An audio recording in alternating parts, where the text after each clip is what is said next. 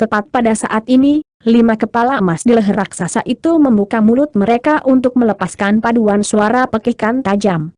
Akibatnya, ruang di sekitar tubuh tanpa kepala raksasa itu melengkung dan bengkok, dan penghalang cahaya keemasan yang berkilauan muncul. Rentetan pedang tak terlihat Ki menghantam penghalang cahaya dalam badai yang sangat deras, hanya untuk ditolak dan sama sekali tidak dapat merusak penghalang cahaya. Pada saat yang sama, salah satu wajah hantu di tubuh raksasa itu menghilang, dan kepala baru dengan cepat muncul di tempat yang dipenggal di tengah semburan Ki hitam. Jin Tong tetap benar-benar tanpa ekspresi saat melihat ini, tetapi cahaya dingin tiba-tiba melintas di matanya, dan fluktuasi spasial meletus di kedua sisi raksasa, mengikuti 2 garis pedang Ki yang panjangnya lebih dari 100 kaki melonjak ke arahnya secara bersilangan pembentukan. Penghalang cahaya yang tampaknya tidak bisa dihancurkan langsung ditaklukkan, dan raksasa itu dipenggal sekali lagi. Namun, wajah hantu kedua dengan cepat menghilang dari tubuh raksasa itu, dan kepala lain muncul di tempat yang baru dipenggal kepalanya sebelum tertawa mengejek, "Saya memiliki kekuatan 1000 hantu di dalam tubuh saya, yang berarti saya telah 1000 nyawa. Bahkan jika kamu membunuhku ratusan kali, itu tidak akan melakukan apa-apa. Sekarang, biarkan aku melihat apakah kamu dapat menahan serangan dari kekuatan 1000 hantu." Begitu suaranya menghilang, semua wajah hantu di tubuh Netherworld Monarch Menace tiba-tiba berkumpul ke arah lengannya, diikuti dengan gerakan meraih dengan kedua tangan secara bersamaan. Semburan Ki hitam yang tak terhitung jumlahnya melonjak, dan semua wajah hantu melepaskan diri dari lengan raksasa itu sebelum memasang ekspresi yang sangat mengancam. Tiba-tiba, sepasang cakar besar melepaskan diri dari lengan raksasa sebelum membengkak menjadi sekitar 1 hektar, dan salah satunya melesat ke arah Jin Tong, sementara yang lain meluncur langsung ke arah Hon Li. Ekspresi Jin Tong berubah sedikit untuk pertama kalinya saat melihat cakar raksasa yang mendekat, dan segera menghilang ke udara tipis di tengah kilatan cahaya keemasan.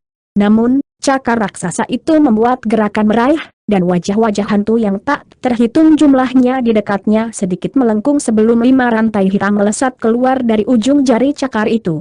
5 rantai tiba-tiba menghilang ke udara tipis, lalu tiba-tiba ditarik kembali, dan Jin Tong direnggut keluar dari ruang di tengah ledakan fluktuasi spasial yang hebat dengan 5 rantai hitam melilit tubuhnya. Cakar raksasa itu segera mencengkeram Jin Tong sebelum mencoba menghancurkan Jin Tong dalam genggamannya. Semua wajah hantu di sekitar cakar tiba-tiba mulai melolong keras, lalu meledak menjadi semburan Ki hitam yang langsung membanjiri Jin Tong dan cakar raksasa. Namun, pada saat berikutnya, 2 garis pedang tak terlihat Ki yang panjangnya lebih dari 100 kaki muncul di dalam Ki hitam sebelum menghancurkan cakar raksasa dan rantai hitam. Setelah itu Jin Tong melompat keluar dari Ki hitam sebagai bola emas lampu. Namun, wajah hantu yang tak terhitung jumlahnya direformasi dalam Ki hitam dalam sekejap, dan cakar raksasa itu langsung terwujud di antara mereka sebelum meluncur ke arah Jin Tong lagi. Pedang Ki yang dilepaskan dari mata Jin Tong sangat kuat, tapi sepertinya kemampuannya tidak bisa digunakan terlalu sering, dan setelah dibasmi oleh cakar raksasa beberapa kali lagi, Jin Tong terpaksa mundur saat itu berjuang. Sementara itu, cakar besar itu mengejar tanpa hambatan dengan mengandalkan tubuh abadinya, dan pengejaran yang menegangkan pun terjadi. Pada saat yang sama, Han Li menghadapi cakar raksasa lainnya, tetapi alih-alih mengambil tindakan mengelak, tubuh besarnya membengkak lebih jauh, dan formasi perak muncul di seluruh kulitnya saat ia menyerang ke arah cakar raksasa dengan 6 emas besarnya tinju, bertujuan untuk menghancurkan cakar dengan kehebatan tubuh fisiknya saja. Setelah mengaktifkan mantra penyempurnaan 100 meridiannya secara maksimal, 6 tinju emasnya cukup kuat untuk melepaskan 6 tornado emas yang menyebabkan ruang di belakangnya melengkung dan berputar dengan keras, menghadirkan pemandangan yang menakjubkan untuk dilihat. Dalam menghadapi serangan menakutkan seperti itu, cakar raksasa itu tidak melambat sedikit pun, dan semua wajah hantu di sekitarnya mulai berkotek sambil membuka mulut. Begitu 6 tornado emas mencapai cakar besar, mereka terbelah dan dimakan oleh wajah-wajah hantu, yang membengkak secara drastis dalam ukuran sebelum melepaskan serangkaian benang hitam dari mulut mereka, langsung membentuk jaring hitam. Setelah dipukul oleh 6 tinju emas raksasa, jaring hitam hanya bergoyang sedikit, tetapi tidak terkoyak, dan memanfaatkan kesempatan untuk mencakup seluruh tubuh Hon Li. Namun, tepat pada saat ini, api perak yang membakar meletus dari tubuh Hon Li, membentuk awan berapi yang secara paksa menahan jaring hitam itu. Sementara itu, cakar raksasa mencapai lautan api tanpa ragu-ragu, sementara benang hitam yang dilepaskan oleh wajah hantu berhasil mencegah api perak mendekat. Dengan demikian, cakar besar menembus awan yang berapi-api tanpa halangan sebelum meraih salah satu dari 3 kepala Hon Li. Bahkan sebelum benar-benar mencapai kepala, 5 semburan ki hitam melonjak keluar dari ujung jari cakar, membentuk 5 rantai hitam yang turun dari atas. Han Li mendengus dingin setelah melihat ini, dan dia mengangkat ketiga kepalanya sebelum membuka mulutnya secara bersamaan, melepaskan 3 hembusan angin biru yang dahsyat yang meniup rantai hitam itu keluar jalur. Segera setelah itu, angin biru mencapai cakar raksasa, dan serangkaian dentang renyah terdengar saat angin berubah menjadi beberapa puluh pedang biru kecil yang menyerang cakar dalam hiruk-pikuk. Namun, cakar raksasa itu tampaknya tidak dapat dihancurkan dengan dukungan kekuatan 1000 hantu, dan pedang biru kecil itu hanya mampu meninggalkan bekas putih samar yang tak terhitung jumlahnya di permukaannya. Bunyi tumpul terdengar saat cakar besar itu akhirnya menghancurkan cahaya spiritual pelindung di sekitar Hon Li, hanya untuk dicegah oleh beberapa formasi perak yang muncul di kepala yang dijangkaunya. Wajah hantu yang tak terhitung jumlahnya muncul kembali di permukaan cakar besar, dan ledakan nyanyian terdengar, diikuti dengan 5 jari cakar yang tiba-tiba menebal, dan kekuatan yang dilepaskannya meningkat lebih dari 10 kali lipat. Menghadapi kekuatan yang menghancurkan seperti itu, bahkan formasi perak mulai mengerang dan berderit, tampak seolah-olah dapat pecah kapan saja.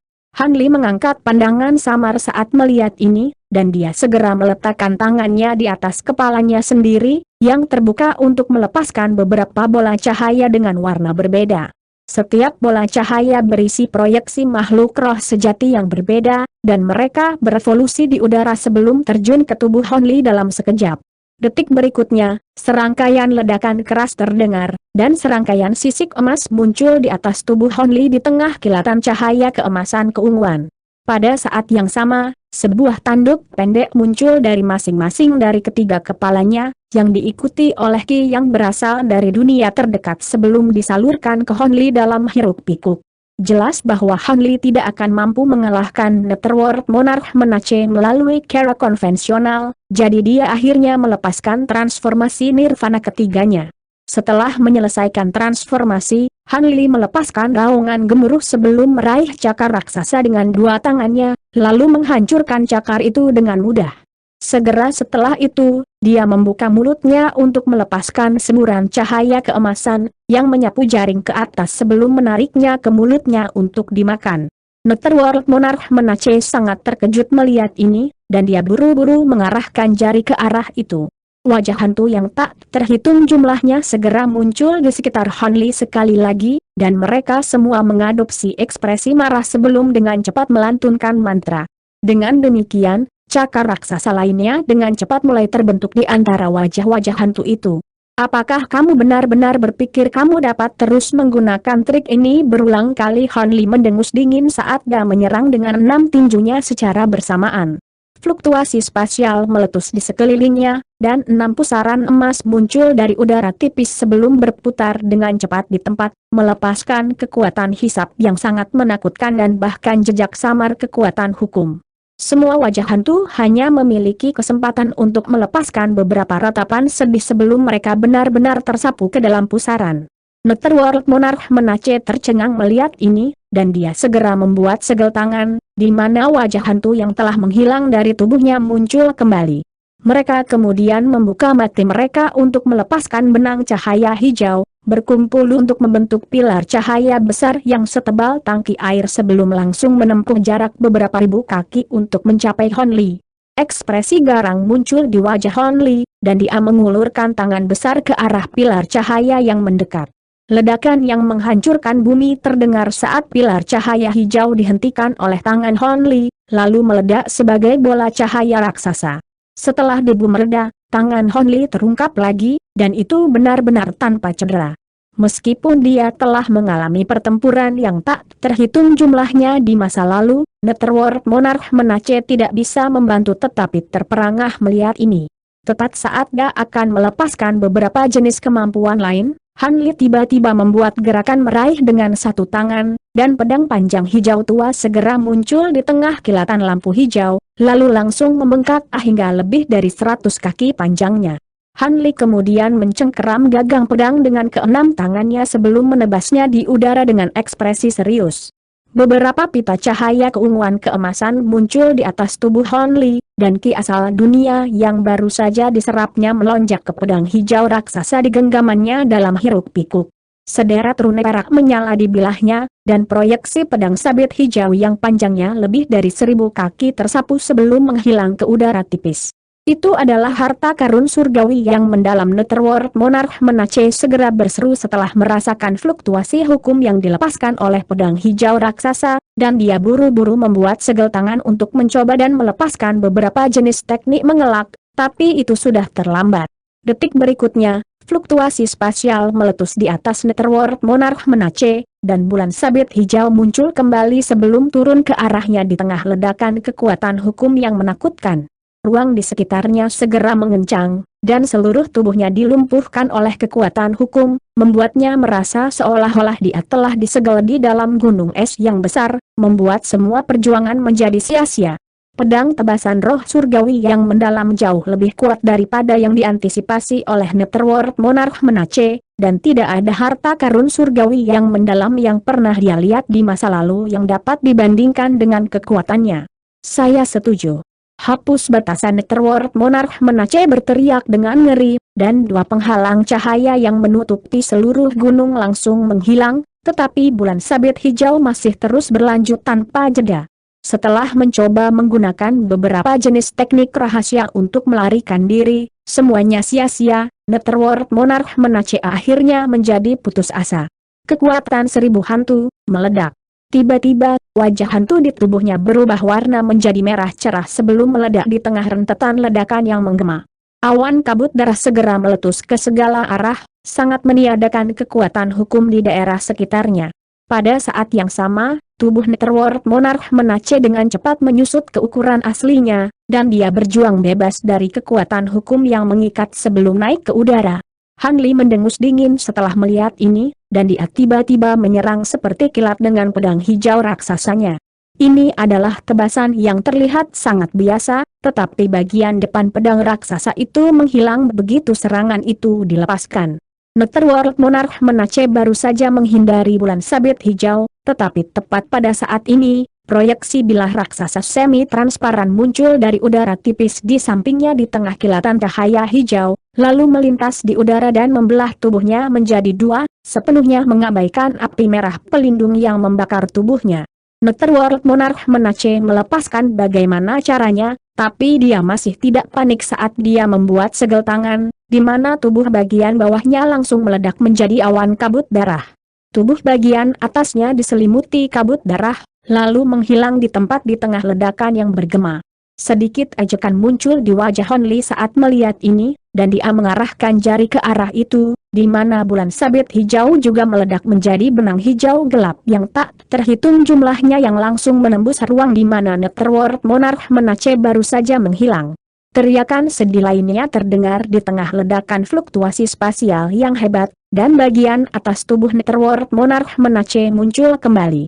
Namun, saat ini penuh dengan lubang yang tak terhitung jumlahnya, menyerupai kain yang dibuang. Meski begitu, Netherworld Monarch Menace masih hidup, dan beberapa harta yang kuat dilepaskan dari tubuhnya yang rusak parah. Harta karun dengan cepat berkumpul di sekelilingnya, dan dia melarikan diri ke arah lain. Namun, Han Li telah menggunakan pedang tebasan roh surgawi yang mendalam, jadi dia secara alami tidak akan membiarkan lawannya melarikan diri. Setelah terbang lebih dari 10.000 kaki, cahaya keemasan tiba-tiba melintas di depan Netherworld Monarch Menace, dan Han Li muncul dalam keheningan total sebelum menyodorkan telapak tangan emas raksasa ke arah lawannya. Ledakan yang menghancurkan bumi terdengar saat harta pertahanan Netherworld Monarch Menace dan apa yang tersisa dari tubuhnya dengan mudah dihancurkan oleh telapak tangan emas. Tiba-tiba, dua bola ki hitam melesat keluar dari tubuhnya yang hancur sebelum melarikan diri secepat mungkin ke arah yang berbeda.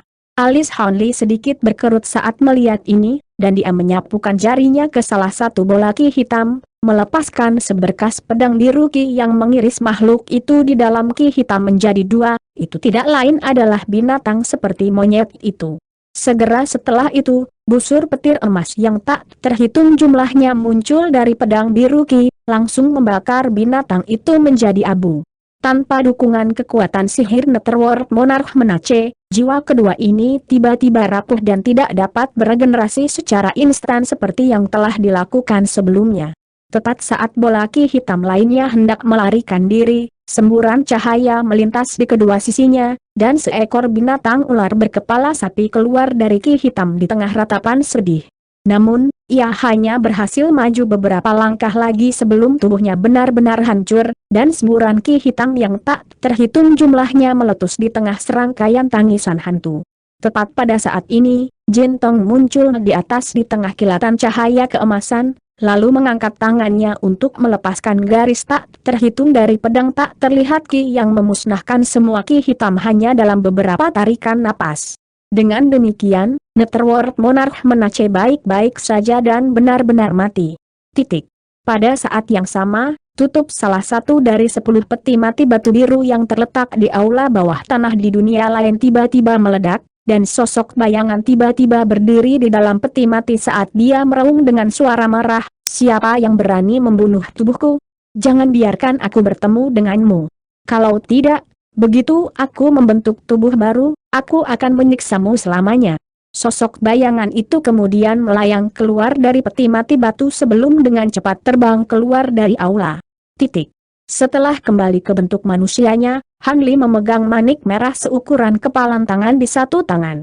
Manik-manik itu diselimuti lapisan ki hitam, dan permukaannya penuh dengan bintik-bintik hitam yang tak terhitung jumlahnya. Bintik-bintik hitam tampaknya benar-benar biasa-biasa saja, tetapi setelah memeriksanya dengan mata rohnya, Hanli menemukan bahwa ini adalah wajah hantu mini yang tak terhitung jumlahnya. Manik-manik ini adalah sesuatu yang telah diamankan Hanli dari jiwa Netherworld Monarch Menace yang hancur, dan dia bergumam pada dirinya sendiri dengan senyum tipis, menarik. Ini adalah sesuatu yang layak untuk diperiksa dengan cermat. Manik-manik itu kemudian disimpan dengan jentikan pergelangan tangannya, setelah itu dia berbalik ke arah pegunungan di dekatnya. Semua gunung lain saat ini masih diselimuti penghalang cahaya, menunjukkan bahwa pertempurannya adalah yang pertama berakhir. Dengan pemikiran itu, Hanli melemparkan pandangan penuh arti ke arah gunung di tengah sebelum terbang ke arah gunung di sebelah kirinya. Jika dia mengingatnya dengan benar, itu adalah gunung yang dipilih Wan Xin Feng, dan dengan bantuannya, dia seharusnya bisa menjaga lawannya dalam waktu singkat. Setelah beberapa kilatan, dia muncul di atas penghalang cahaya, dan dia membuat gerakan meraih untuk memanggil gunung hitam mini, yang dengan cepat membengkak secara drastis dalam ukuran sebelum dilemparkan ke bawah. Pada saat yang sama, dia membuat segel tangan untuk melepaskan proyeksi pedang biru yang panjangnya lebih dari 1000 kaki, yang runtuh dengan kekuatan yang menghancurkan. Jin Tong juga mengikutinya, melepaskan guratan tak terhitung dari pedang tak kasat metuki yang menghujani badai yang sangat deras. Dua penghalang ringan di atas gunung jelas bukan tandingan serangan Hanli dan Jin Tong, dan mereka dengan cepat dihancurkan untuk mengungkapkan pemandangan di bawah. Seperti yang diharapkan Hanli, pertempuran sengit masih berlangsung di gunung ini, dan telah dibagi menjadi dua medan perang. Di satu medan perang, musang terbang Wan Xin Feng telah membengkak hingga mendekati ukuran 10.000 kaki dan berbenturan dengan ganas dengan kadal raksasa berkepala dua dengan perawakan yang sama. Sablai terbang itu mengepakkan sayapnya tanpa henti dengan busur petir perak menutupi setiap inci dari tubuhnya, sementara kadal berkepala dua itu melepaskan api merah dari satu mulut, dan melonjaki hitam dari yang lain. Kedua makhluk itu sangat tangguh, dan bahkan saat mereka bentrok berulang kali, tidak ada pihak yang bisa menang. Adapun pertempuran lain yang terjadi, itu cukup aneh. Di satu sisi, Wan Xin Feng duduk di dalam hutan bambu hijau sambil membuat segel tangan dengan mata tertutup. Seluruh tubuhnya diselimuti dalam jubah cahaya 5 warna, dan ada pelat formasi putih melayang di atas kepalanya, dari mana rune perak yang tak terhitung jumlahnya dilepaskan. Beberapa ribu kaki darinya adalah lautan darah besar yang berukuran lebih dari 100 hektar, di dalamnya terdapat platform lotis hitam pekat, di mana duduk kerangka manusia yang lengkap. Kerangka itu benar-benar berlumuran darah, dan bahkan ada beberapa bagian tubuhnya yang dagingnya belum sepenuhnya terkelupas. Namun, itu membuat segel tangan dengan satu tangan dan membawa mangkuk merah dengan tangan lainnya seperti orang normal. Di belakang kerangka itu ada hamparan luas cahaya keemasan yang berukuran sekitar 1 hektar dengan api emas tak terbatas yang menyala di dalamnya. Anehnya, setelah melepaskan teknik dan harta rahasia masing-masing untuk melindungi dirinya sendiri, kerangka itu juga duduk dengan benar-benar diam di platform lotis hitam, sama seperti Wan Xinfeng. Ekspresi Han Li sedikit berubah setelah melihat ini, dan dia mengarahkan pandangannya ke area tertentu di antara keduanya dengan cahaya biru berkedip di matanya. Akibatnya, area yang tampaknya kosong itu tiba-tiba berubah menjadi 2 dunia di mana kebalikan langsung, kehidupan dan kehancuran, hidup berdampingan.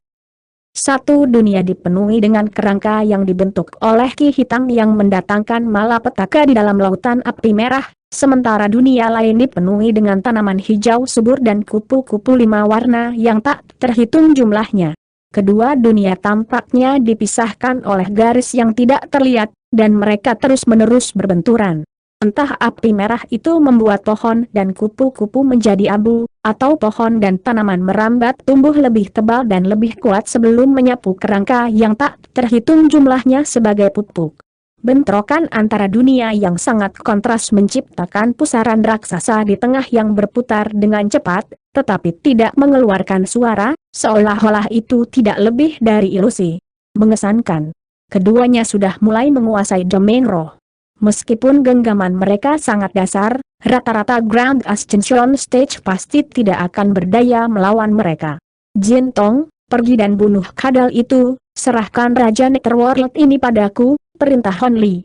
Jin Tong mengangguk sebagai tanggapan sebelum terbang menuju kadal raksasa berkepala 2 di bawah sebagai seberkas cahaya keemasan.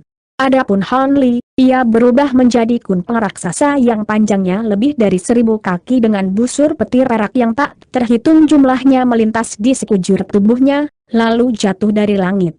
Dalam sekejap penghalang cahaya itu hancur, baik Wan Xinfeng dan kerangka itu segera menyadari kedatangan Han Li dan Jin Tong.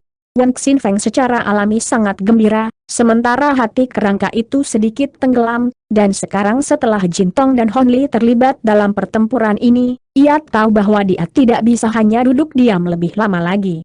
Dengan demikian, api hijau menyala di dalam matanya, dan ia melemparkan mangkuk di tangannya tinggi-tinggi ke udara.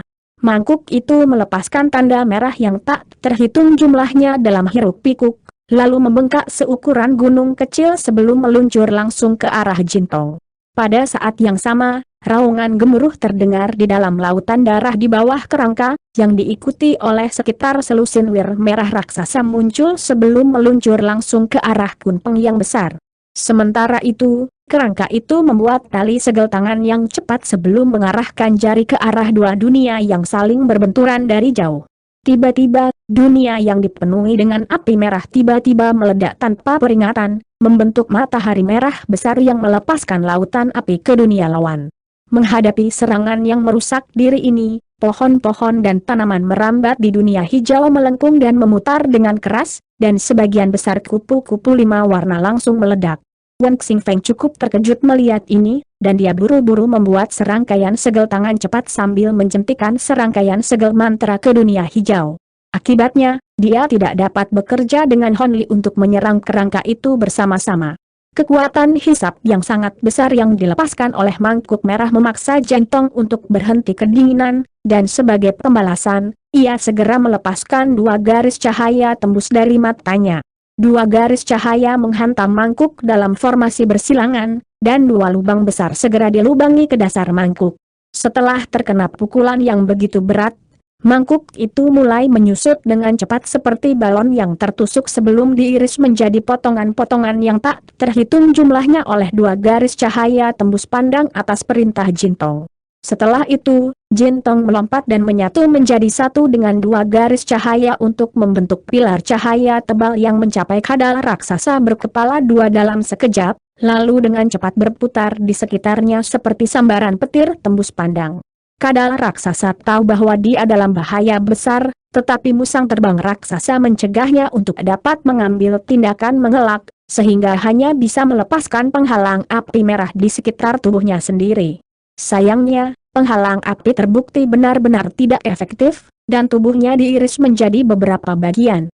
Namun, kadal raksasa itu memiliki kekuatan hidup yang sangat besar, dan semburan ki hitam melonjak keluar dari luka-lukanya, mencoba menyambung kembali bagian-bagian tubuhnya yang terputus. Tepat pada saat ini, musang raksasa menerkam ke arahnya dan mengunci kaki depannya di sekitar bagian tubuh kadal sebelum menggigitnya dengan kejam. Tubuh kadal raksasa itu meronta-ronta dengan keras, tetapi hanya butuh beberapa suap untuk musang besar itu untuk melahap potongan tubuhnya sebelum menerkam ke bagian lain dengan cara yang bersemangat. Sementara itu, Jin Tong muncul kembali di dekatnya dan menilai adegan yang sedang berlangsung dengan ekspresi dingin, tidak menunjukkan niat untuk masuk. Jadi, beberapa saat kemudian, kadal berkepala dua itu benar-benar dimakan oleh musang raksasa. Di tempat lain, Han Li menghadapi selusin wir merah, dan dia mengepakkan sayapnya untuk melepaskan sambaran petir emas tebal dari tubuhnya sendiri, membentuk jaring petir yang turun ke arah wir melawan. Sedikit ajakan muncul di mata kerangka itu setelah melihat ini. Lautan darah di bawah dimurnikan dari 81 jenis darah kotor, dan wirm yang dimanifestasikan sangat kuat. Mereka tidak bisa dibandingkan dengan wirm sejati, tetapi mereka tentu saja tidak jauh. Karena itu, benar-benar delusi untuk berpikir bahwa jaring petir belaka akan dapat mengalahkan mereka. Pikiran-pikiran ini baru saja terlintas di benak kerangka itu ketika serangkaian raungan sedih terdengar, dan dengan tergesa-gesa melihat ke atas dengan waspada untuk menemukan bahwa wir merah telah dihancurkan sepenuhnya oleh jaring petir dalam sekejap. Jadi, tanpa hambatan lebih lanjut, Han Li terus menukik turun dari atas dengan kekuatan yang tak terbendung. Itu petir iblis-iblis, seru kerangka itu saat dengan cepat mendorong tangan ke bawah, di mana sungai darah di bawahnya bergemuruh sebelum naik ke langit sebagai gelombang raksasa. Pada saat yang sama, platform lotus hitam di bawah berubah menjadi bola cahaya hitam yang menyelimuti kerangka sebelum menghilang di tempat. Pada saat petir emas Han Li menaklukkan gelombang merah, kerangka itu sudah tidak terlihat.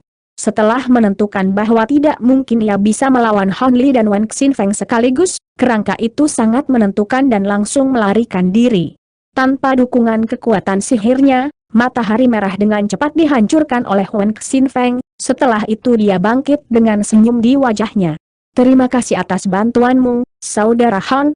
Jika kamu tidak turun tangan, pasti akan memakan waktu lebih lama untuk mencapai hasil dalam pertempuran ini. Namun, kita tidak bisa membiarkan Raja Tulang Muda itu pergi. Jika bekerja sama dengan Raja Hantu lainnya, maka rekan Taois kita akan berada dalam bahaya besar. Tentu saja, ayo kita kejar segera, jawab Han Li sambil kembali ke wujud manusianya. Pada saat ini, Jin Tong dan musang raksasa kembali ke Han Li dan Wan Xinfeng dalam sekejap, dan perut musang itu membuncit karena makan baru-baru ini. Dengan demikian, keduanya tidak membuang waktu dan segera naik ke udara dengan binatang roh mereka masing-masing. Mereka sudah bisa melihat bahwa Buddha Bone Monarch yang melarikan diri telah terbang ke gunung di tengah, dan cahaya keemasan di atas kepalanya melepaskan semburan api iblis ke penghalang cahaya di bawah. Kedua penghalang ringan itu hanya berhasil bertahan sebentar sebelum dihancurkan. Setelah itu Raja Tulang Muda turun ke gunung di bawah. Wan Xinfeng dan Han Li segera mengejar sebagai dua garis cahaya, dan setelah beberapa kilatan, mereka juga tiba di atas gunung yang sama. Namun, pemandangan di bawah cukup mengejutkan mereka berdua. Bertentangan dengan harapan mereka, tidak ada tanda-tanda pertempuran yang terjadi di gunung. Sebagai gantinya, seorang pria paruh baya yang halus duduk di seberang Bing, dan mereka berdua memainkan permainan Go di papan yang ditempatkan di atas meja batu putih bersih. Papan itu berwarna emas berkilauan, sedangkan batu-batunya berwarna hitam dan putih. Bing dan setengah baya keduanya menatap papan dalam diam, dan sepertinya mereka telah mencapai titik kritis dalam permainan. Raja Tulang Buddha berdiri dengan patuh di belakang setengah baya. Han Li dan Wan Xinfeng saling bertukar pandang dengan terkejut, lalu turun dari atas dan berjalan menuju Bing, sementara Jintong dan Musang terbang menghilang di balik lengan baju mereka. Saya senang melihat kalian berdua, rekan Taois. Saya sedikit khawatir, tapi sepertinya saya bisa tenang sekarang, kata Ying sambil tersenyum sambil berbalik ke arah dua Han Li. Apa yang terjadi di sini, kakak Bibi? Wan Xinfeng bertanya saat alisnya sedikit berkerut. Setelah bentrokan singkat, reinkarnasi rekan Daois menemukan bahwa seni kultivasi kami secara langsung menekan satu sama lain, sehingga hasil tidak dapat dicapai kecuali kami bersedia mempertaruhkan hidup kami. Jadi, kami memutuskan untuk memutuskan hasil dari kami pertempuran melalui game ini. Tentu saja, jika pertempuran lain diputuskan terlebih dahulu, maka tidak perlu menyelesaikan game ini, jelas Bing. Apakah kamu yang membunuh Netherworld Monarch Menace? Reinkarnasi Raja Netherworld bertanya sambil mengarahkan pandangannya ke arah Han Li. Aku melakukannya. Apakah kamu berniat untuk membalaskan dendamnya? Han Li bertanya dengan tenang. HMPH, ini salahnya karena kalah dalam pertempuran. Kenapa aku harus berusaha keras untuk membalaskan dendamnya? Reinkarnasi Raja Netherworld menjawab. Melihat rekan Daois Han telah membunuh Netherworld Monarch Menace, kemenangan secara alami jatuh padanya. Rekan Daois Buddha Bone telah melarikan diri dari gunungnya, jadi ini dianggap sebagai kerugian terhadapnya juga. Apakah Anda memiliki keberatan, rekan reinkarnasi Daois? Tanda tanya Bing bertanya sambil meletakkan batu di papan. Aku setuju dengan penilaian itu.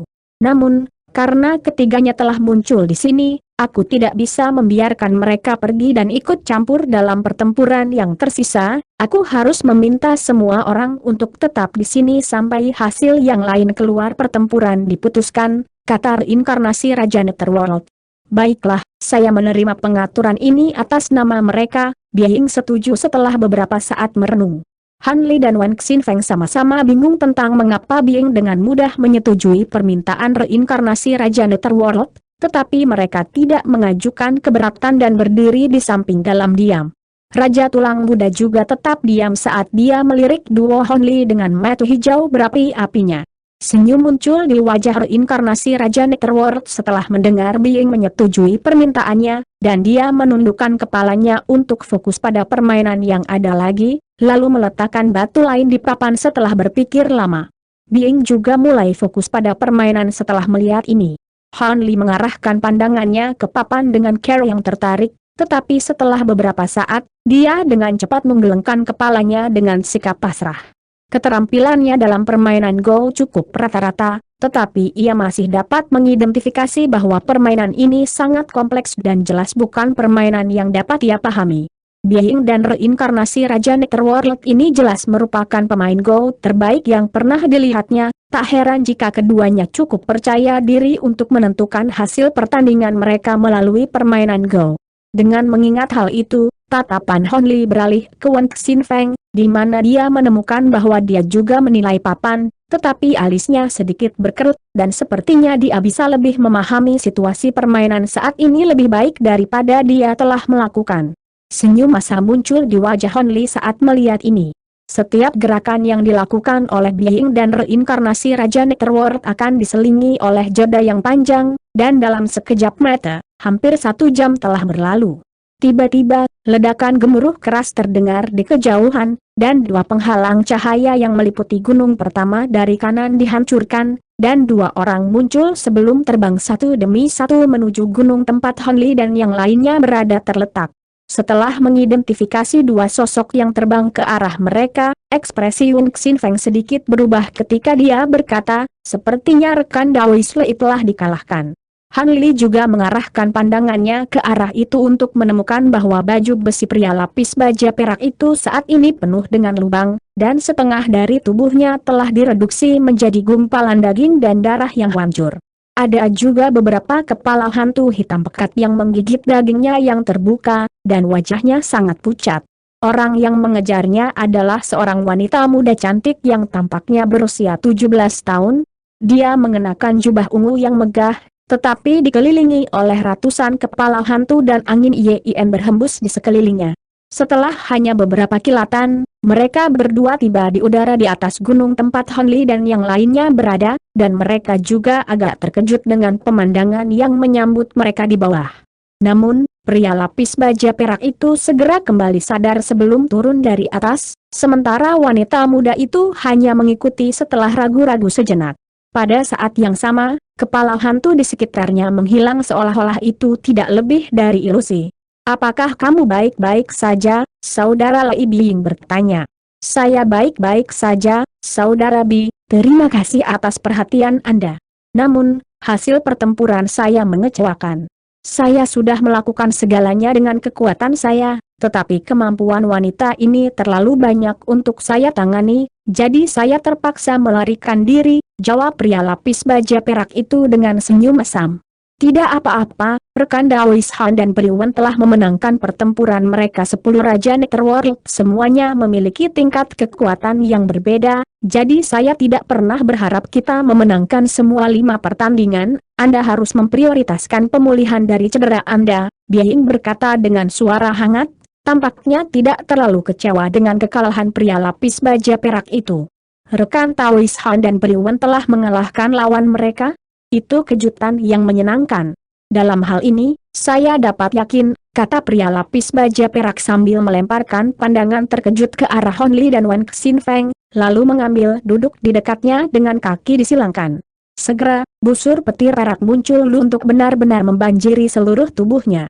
Sementara itu, reinkarnasi Raja Netherworld bertukar beberapa kata dengan wanita muda itu untuk mengetahui tentang apa yang telah terjadi selama pertempurannya. Setelah itu senyumnya menjadi sedikit lebih jelas.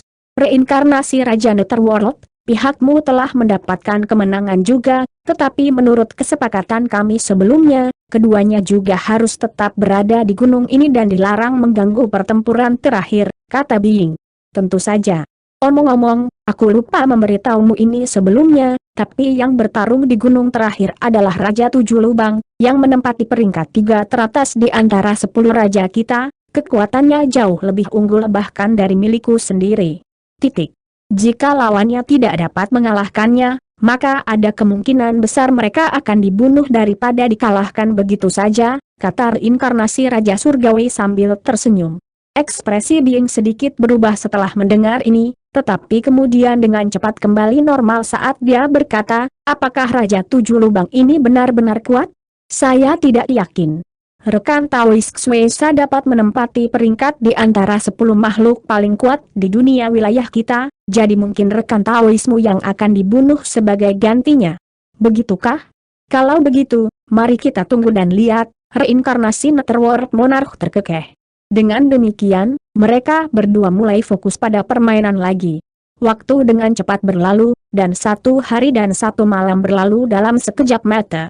Bahkan Honli mulai bertanya-tanya apa yang terjadi dengan pertempuran terakhir, dan yang lebih menjengkelkan baginya adalah masih belum ada tanda-tanda kesimpulan yang dicapai dalam permainan Biing dan Netherworld Monarch reinkarnasi.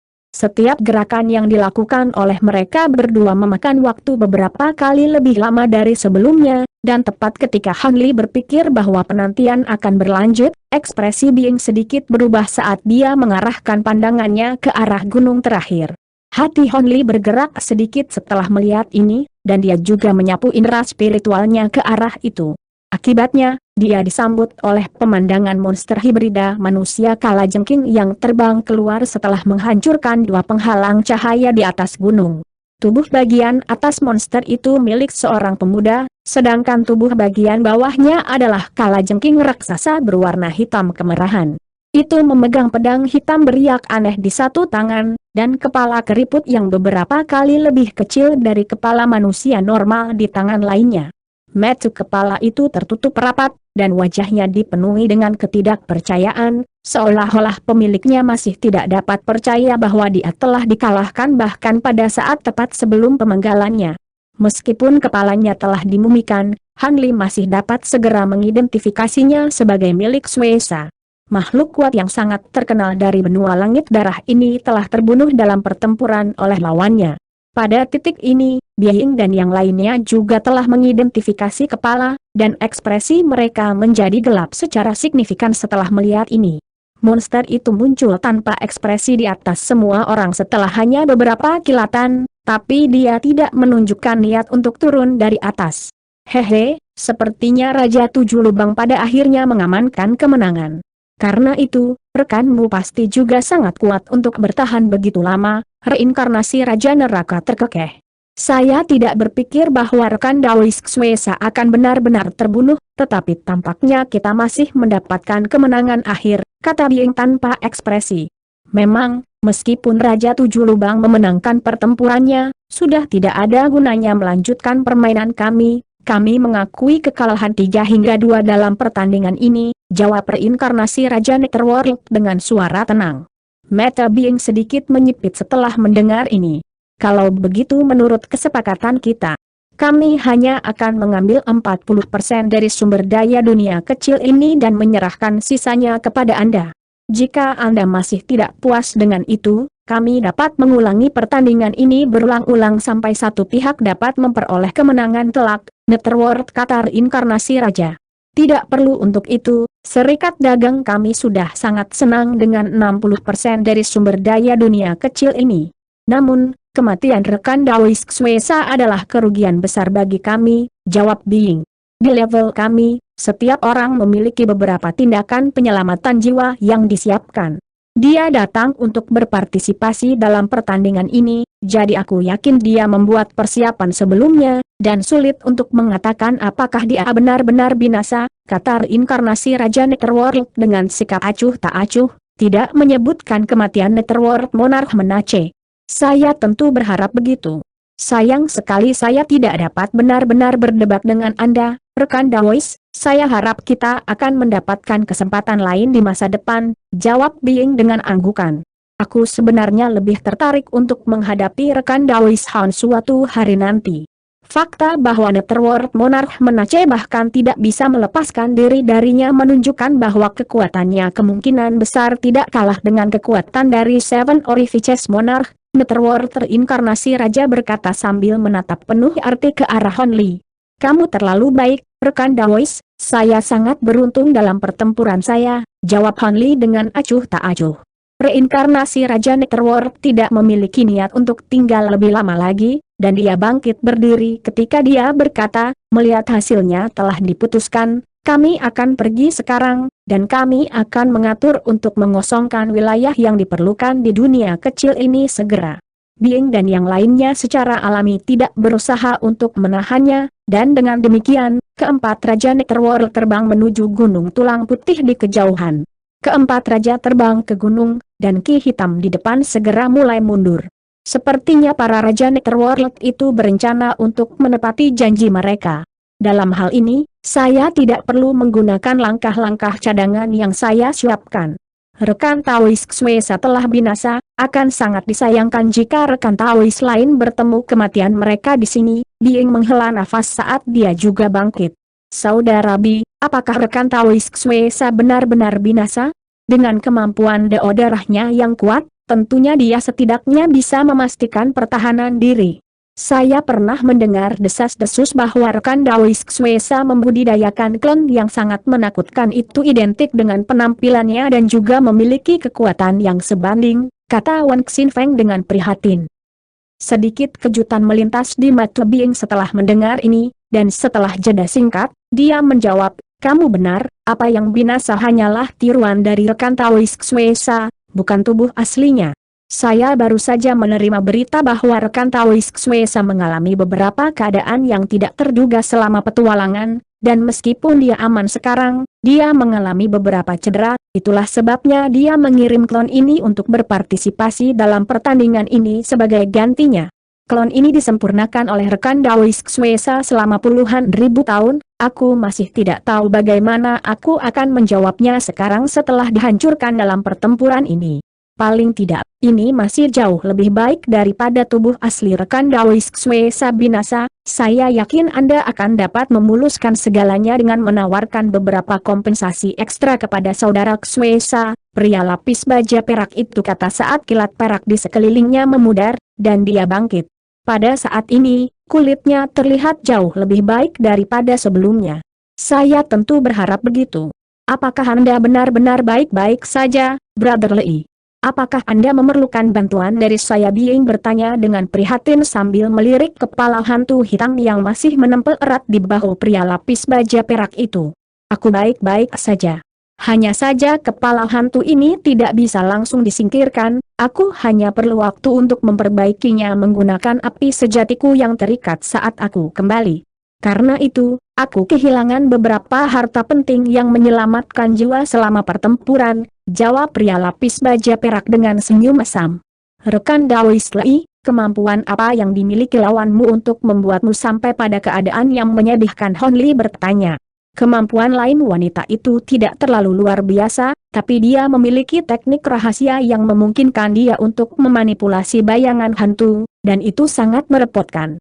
Bayangan hantu itu tidak memiliki bentuk atau substansi, dan mereka dapat langsung menempel pada tubuhnya untuk memberikan dia memiliki sifat yang sama, sehingga mencegahnya dari mempertahankan kerusakan apapun dari seranganku.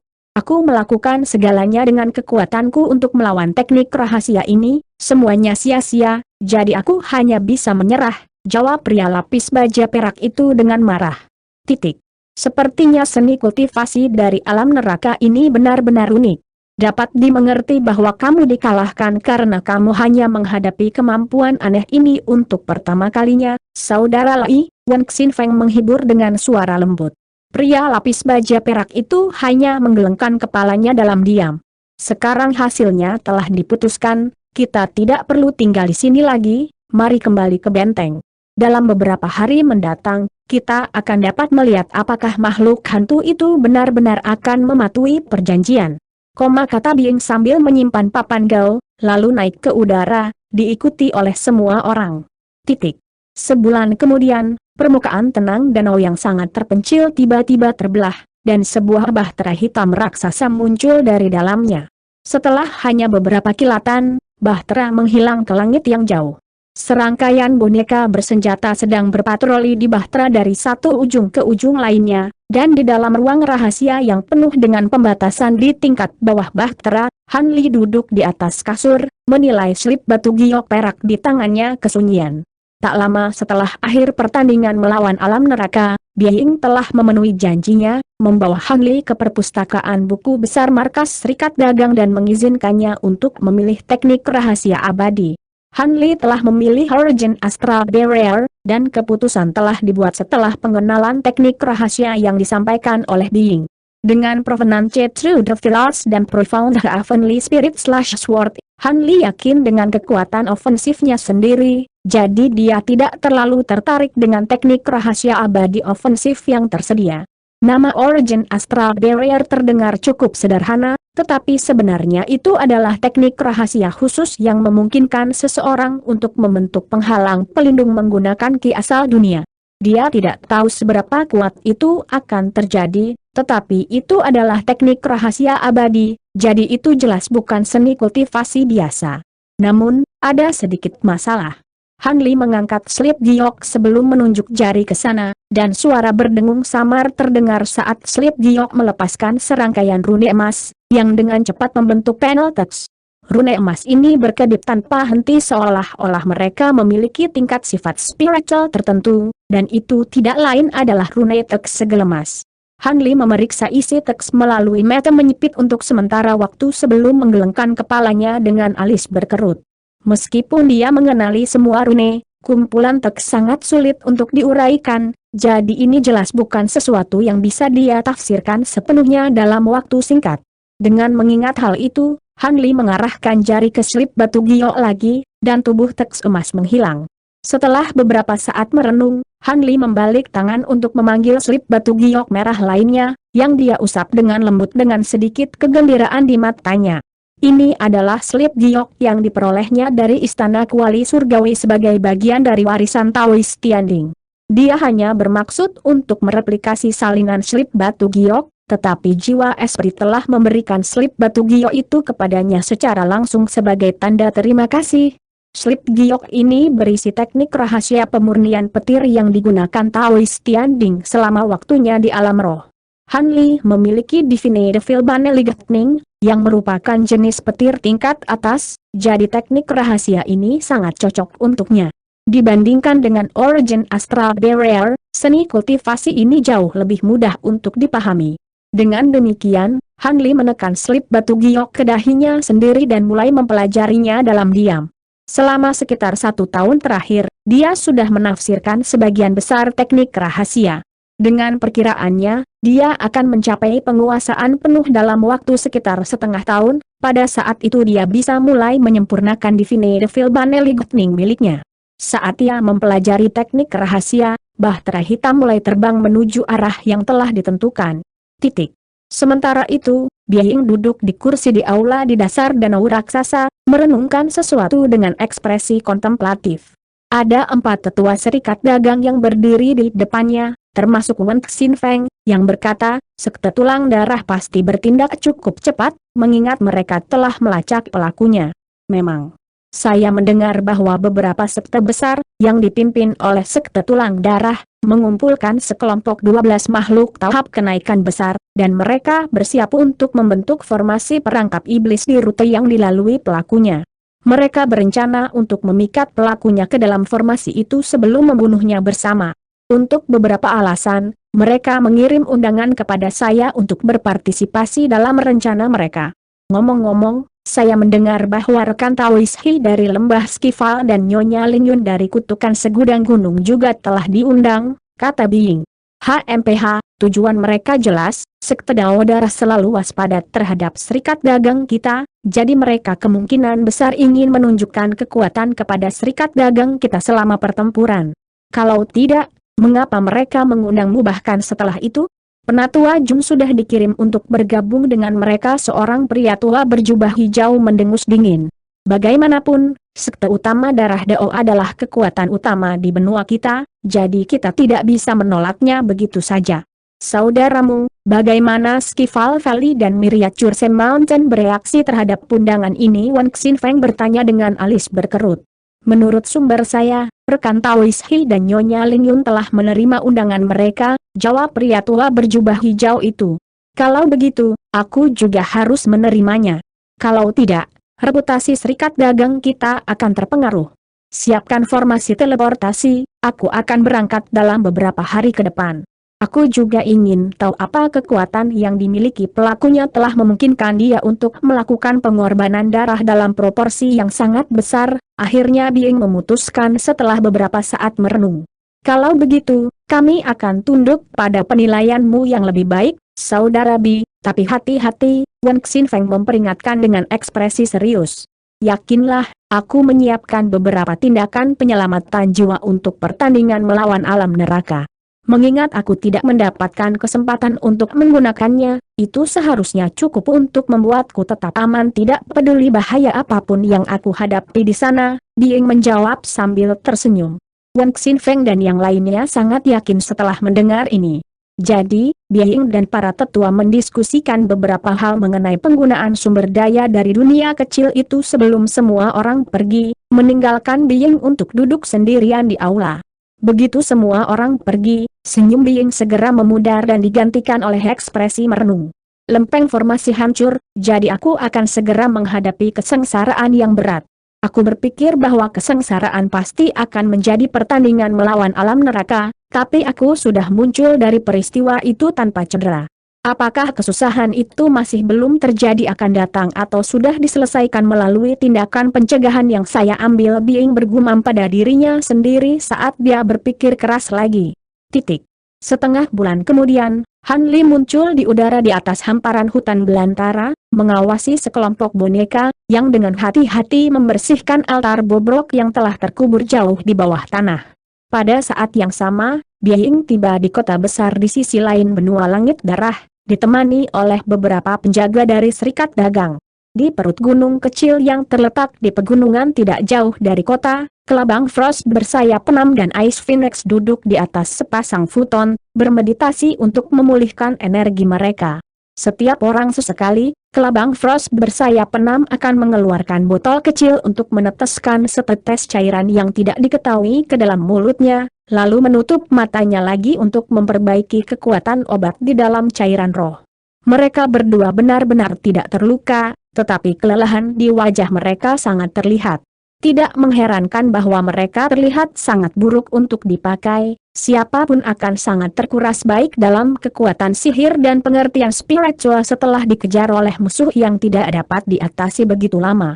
Menurutmu berapa lama lagi kita bisa bertahan? Rekan Daois Ice Phoenix tiba-tiba bertanya saat dia membuka matanya. Saya tidak berpikir bahwa seorang abadi sejati akan mengejar kita begitu gigih seperti anjing gila.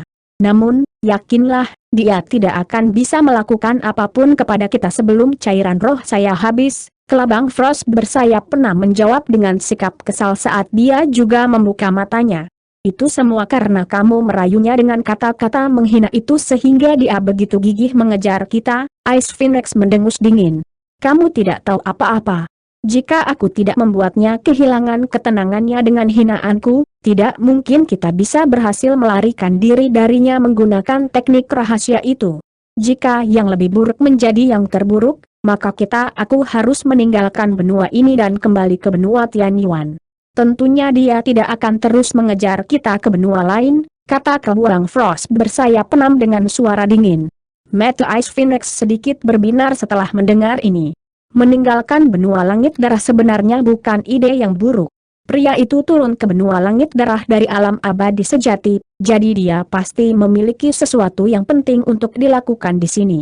Begitu kita melarikan diri ke benua Tianyuan, ada peluang bagus bahwa dia akan membiarkan kita pergi. Itu secara alami akan ideal, jawab Kelabang Frost bersayap penam dengan anggukan. Jadi, setelah beristirahat selama hampir 1 hari, mereka tidak berani tinggal di gunung lebih lama lagi dan melesat keluar sebagai 2 garis cahaya untuk terus melarikan diri dari pengejar mereka. Namun, mereka berdua baru saja muncul dari gunung ketika fluktuasi spasial meletus di sekitar mereka, dan 4 sosok humanoid muncul, yang semuanya mengeluarkan aura yang sangat menakutkan.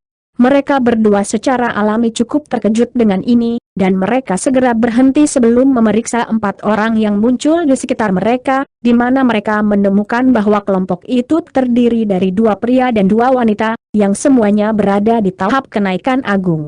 Apakah kalian berempat di sini untukku? Kelabang Frost bersayap penam bertanya saat matanya sedikit menyipit.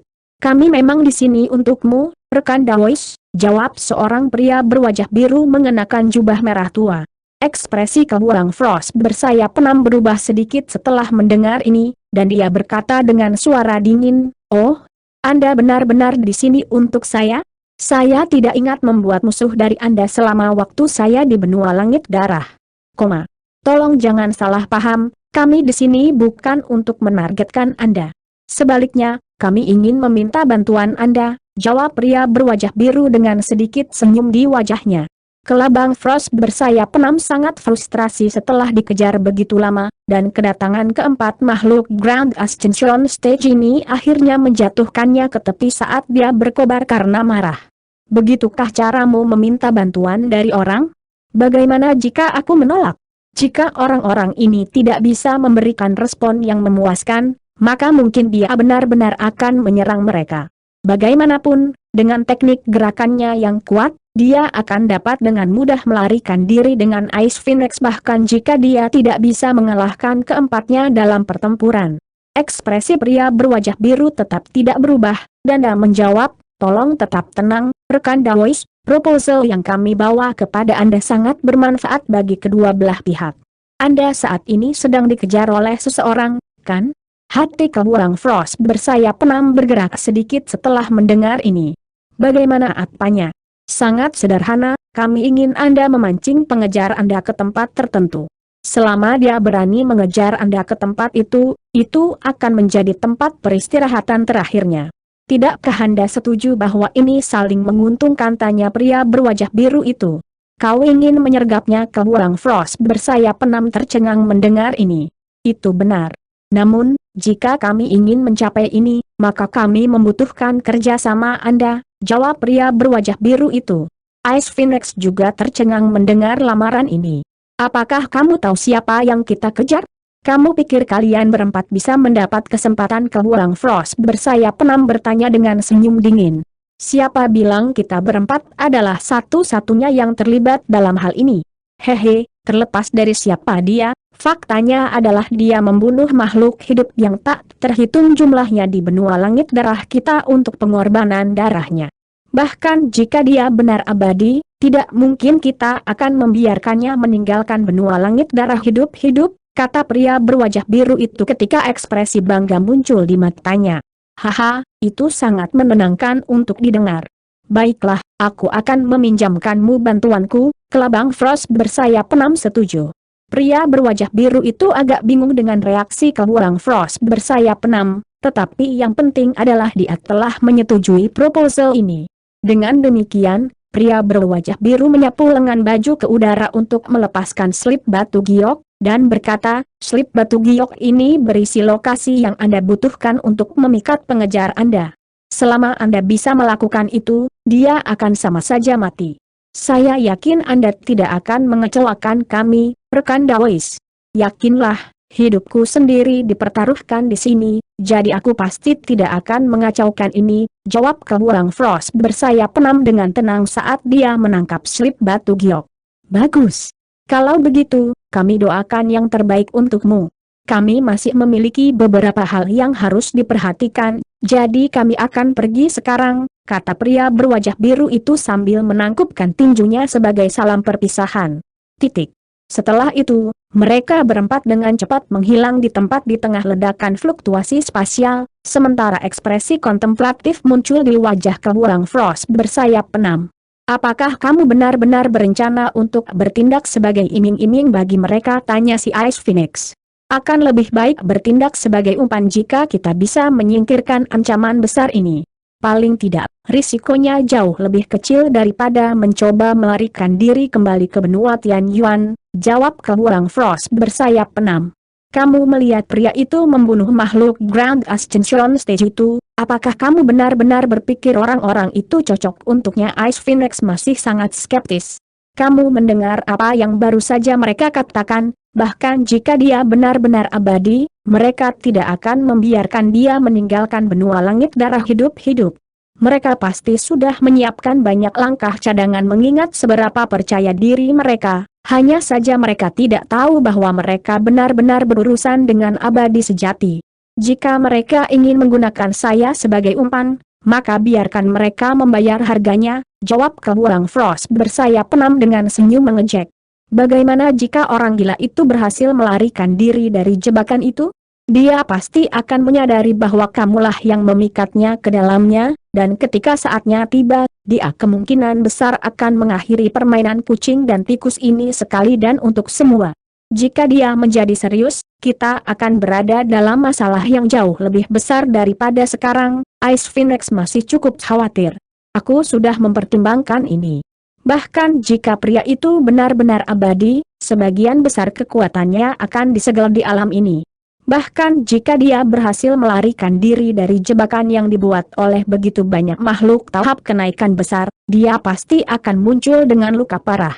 Dalam keadaan seperti itu, dia akan membutuhkan waktu yang tidak terbatas hanya untuk pulih, jadi dia tidak punya pilihan selain berhenti mengejar kita. Karena itu, ini adalah kesempatan terbaik bagi kita untuk melarikan diri darinya. Ini sedikit berisiko, tetapi risikonya pasti layak untuk diambil, jawab kelabang Frost bersayap 6. Pada kesempatan ini, Ice Phoenix tampaknya telah diyakinkan, dan dia akhirnya mengangguk setuju dengan rencana ini. Baiklah, mengingat kamu tidak keberatan, mari kita lihat di mana penyergapan ini dilakukan, kata kelabang Frost bersayap 6 sambil menempelkan batu gioknya ke dahinya sendiri, lalu menyuntikkan indera spiritualnya ke dalamnya. Beberapa saat kemudian, kelabang Frost bersayap 6 menyimpan slip batu giok itu, dan berkata, ayo pergi. Saya telah mengetahui lokasinya, dan orang gila itu akan segera tiba di sini. Dia kemudian naik ke udara dan terbang sebagai seberkas cahaya, dan Ice Phoenix hanya bisa mengikutinya setelah menghela nafas pelan. Sementara itu, pemuda berjubah hitam itu mendekat di atas awan pelanginya yang tak terhitung kilometer jauhnya. Pada saat yang sama, Han Li membuka matanya dengan ekspresi gembira saat dia berdiri di depan altar kuno. Aku sudah menemukannya. Altar ini telah menunjukkan kepadaku koordinat pintu masuk ke langit roh kecil. Apakah itu benar? Senior Han ZH Ugur sangat gembira mendengar ini. Memang layak datang jauh-jauh ke sini untuk mencari altar kuno ini, jawab Han Li sambil tersenyum, dan penghalang cahaya bundar besar di udara di atas altar segera menghilang atas perintahnya. Senior Han, sekarang kita tahu lokasi pintu masuknya, apakah kita akan langsung ke sana? ZH Ugur bertanya dengan penuh semangat. Tidak perlu terburu-buru. Menurut peta benua langit darah, pintu masuk ke langit roh kecil tidak lagi berada di benua itu sendiri. Sebaliknya, itu terletak jauh di dalam laut yang cukup jauh dari benua itu, jawab Han Li dengan sedikit berkerut saat dia merujuk ke peta benua langit darah dalam ingatannya. Senyum ZH Ugur segera memudar setelah mendengar ini. Apa? Pintu masuknya ada di bawah laut? Pasti sangat sulit untuk menemukannya. Jangan khawatir, aku sudah mengantisipasi situasi seperti itu. Hwasi, kami akan mengandalkanmu, jawab Han Li sambil tersenyum sebelum menoleh ke Patriark Hwasi. Yakinlah, Chuan Han, dunia bawah laut tidak berbeda dengan dunia di darat bagiku, jadi aku pasti tidak akan mengecewakanmu, jawab Patriark Hwasi dengan hormat. Han Li mengangguk dengan ekspresi senang setelah mendengar ini, lalu melepaskan semburan cahaya untuk menyapu kedua temannya sebelum naik ke udara. Setelah beberapa kilatan, ketiganya kembali ke bahtera hitam raksasa, yang segera melesat pergi. 7 hari kemudian, seorang pria bertopeng berdiri di atas gundukan pasir di gurun yang sangat tidak jelas, memandang ke langit yang jauh tanpa ekspresi.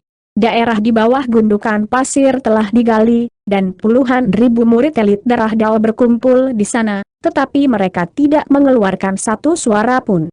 Di bawah kaki mereka adalah formasi super yang mencakup hampir setengah dari seluruh gurun, dan ada ribuan batu roh kelas atas yang tertanam di permukaannya. Selanjutnya, ada sekelompok murid khusus yang memegang pelat formasi yang duduk di dekat inti formasi. Di langit di atas, yang tersembunyi di balik selimut awan gelap yang luas, formasi super ringan lainnya juga telah dibentuk, tetapi itu sepenuhnya disembunyikan oleh batasan yang sangat mendalam. Dalam formasi super ringan itu, sekitar selusin makhluk Grand Ascension Stage dari Blood Sky Continent sedang menunggu dengan sabar untuk sesuatu.